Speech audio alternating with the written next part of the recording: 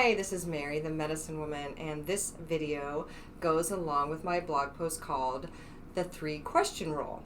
Just because someone asks you a question, especially one of your patients, doesn't mean you have to answer it, at least not right away. Sometimes you need to get clarity on what they're asking, or you need to kind of feel out what they really should be asking, or you need some time, either to look something up or because the patient is upset or angry.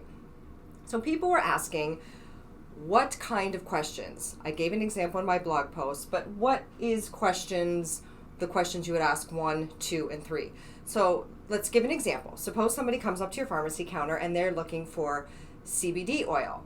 Instead of jumping right to an answer, aisle 5, you would employ the 3-question rule, and question 1 would give context to the question. The question is just not hanging out in a vacuum or in outer space. It has some context.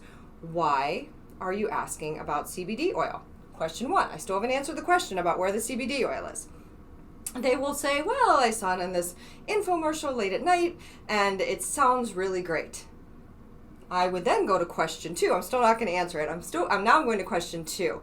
And that question is really about what benefit do they seek from asking the question. In this case, why are you asking about CBD oil, or why did that catch your attention?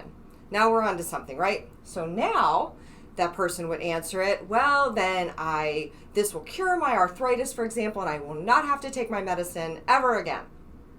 So I could either then intervene with some counseling notes or go to the 3rd question. And if you do go to the 3rd question, that should be kind of like a question that helps the patient establish some expectation.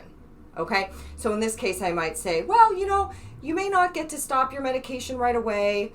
That works a little bit differently than your medication. And be sure to tell your doctor about the CBD oil that you have asked about.